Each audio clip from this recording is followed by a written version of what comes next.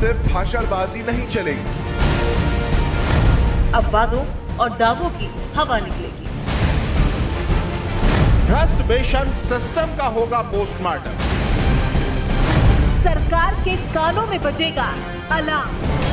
जागो जागो जागो जागो जागो रे जागो।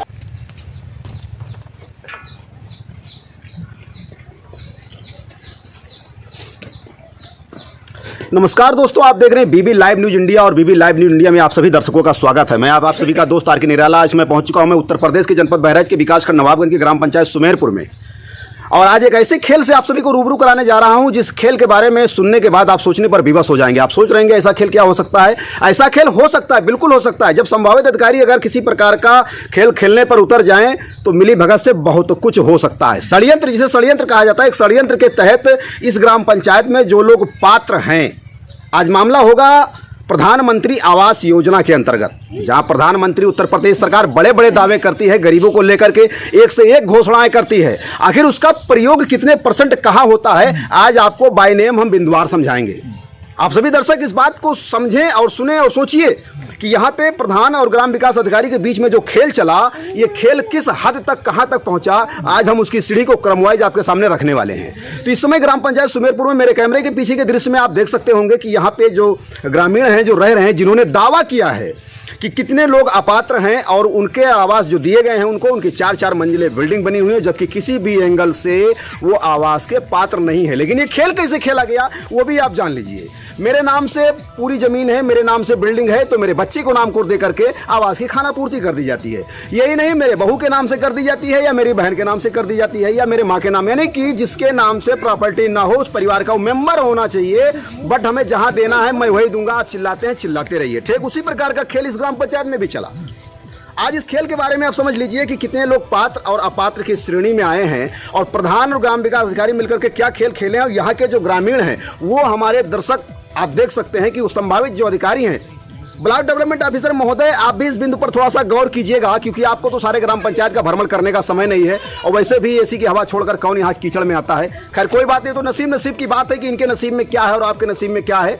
खैर ये तो ऊपर वाले के ऊपर है। अब आप आ जाइए पात्र और पात्र की सूची में, फिर हम आगे बढ़ते हैं। देखिए, मेरे पास ग्रामीणों के द्वारा इन्होंने जिलाधिकारी महोदय को एक पत्र भेजा है, जिसमें इन्होंने ये दर्शाया है कि कौन लोग अपात्र हैं और उनके आवास लीगल तौर पर किन्हें मिलना चाहिए था। क्रमवाइज सुनिएगा गौर से। किरण देवी, वीरेंद्र, संजय कुमार, शांति, बुधराम, अनुज कुमार, अजीत कुमार, अनिल कुमार, सकीना, गीता देवी, तारा देवी, नाजमा, यानी 12 लोग ऐसे हैं जिनका आवास ग्रामीणों का दावा है कि ये अपात्र है। लेकिन अधिकारियों ने जिसे पात्र कर दिया उसे अपात्र घोषित कौन करेगा? ये बात अपने आप में एक प्रश्न चिन्ह बनकर रह गया है। अब इनका आवास मिलना किसको चाहिए? पात्रता की सूची में कौन आते हैं वो भी आप जान लीजिए। खलील, गोमती, कालीदेनी, लक्ष्मी देवी, जरीना, नूरजहां, अप्सरा, आमना, जहारुद्दीन, दीपक लाल, साबरून, किरण कुमारी, सूफिया। पात्रता की लिस्ट से अपात्र की लिस्ट दोनों टैली होती है। अगर उतने आवास पात्र को ना देकर जो अपात्र को दे दिया गया है, अगर उनको नहीं दिया गया होता और पात्र को दे दिया जाता, तो शायद आज इनके पीछे का जो दृश्य है इसका नज़ारा कुछ और होता। खैर चलिए, अब इस क्रम में सबसे पहले हम ग्रामीणों से रूबरू कराते हैं, फिर आगे बढ़ते हैं। आपका क्या नाम है? निजामुद्दीन हमारे इस समय कैमरे पर मौजूद हैं। और आप ये बताइएगा कि इस समय ग्राम पंचायत में जो आवास को लेकर अपात्र, ये जो आपकी मकान बने हुए हैं, इसके पीछे क्या रीजन है? आपको आवास क्यों नहीं दिया जा रहा है, और दिया गया कि नहीं दिया गया? इसके पीछे खेल कौन खेल रहा है? सर, वो पासबुक ले गए, आधार कार्ड ले गए, 400 घर रखे प्रधान, उनके बाद फिर वापस कहीं तो है ये नहीं। ये देखिए खेल, प्रधान जी ने आपके आधार कार्ड और बैंक पासबुक को एक हफ्ता अपने घर पे रखा, और उसके बाद में निरस्त कर दिया कि आपका आवास नहीं है, ठीक ना? हाँ जी।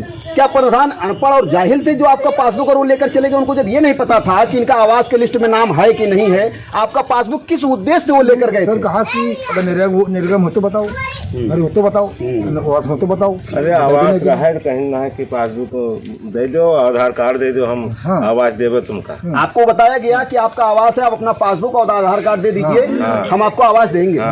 कितने दिन तक उन्होंने अपने पास रखा? 8 दिन। 8 दिन। उसके बाद उन्होंने जवाब क्या दिया? जवाब दिया कि आवास तुम्हारा नहीं। अब एक अपने आप में एक बहुत बड़ा सवाल होता है, जिसको ग्राम पंचायत अधिकारी कहा जाता है। उनको जब यही पता नहीं है कि लिस्ट में नाम है कि नहीं है, अगर लिस्ट में नाम नहीं था तो आपने पासबुक क्यों लिया? और पासबुक लिया, लिस्ट में नाम था, तो एक हफ्ते के बाद गायब कैसे हो गया? दोनों अपने आप में अलग अलग सवाल दर्शाते हैं। और ऐसे ग्राम प्रधान जिस ग्राम पंचायत के नसीब में होंगे ना, उसका तो भाग्य उदय होना संभव है। खैर, गलती आपकी नहीं, ये सब ऊपर वाले की प्रकृति का नियम है कि आपके भाग्य में था, इसलिए आपने इनसे खेला। अब ब्लॉक डेवलपमेंट महोदय मैं आपसे पूछना चाहता हूं, और खंड विकास अधिकारी महोदय मैं आपसे भी जानना चाहता हूं, और थोड़ा सीडीओ साहिबा आप भी ध्यान दीजिएगा मेरे बिंदु पे, आप भी जवाब देंगे इस बात का।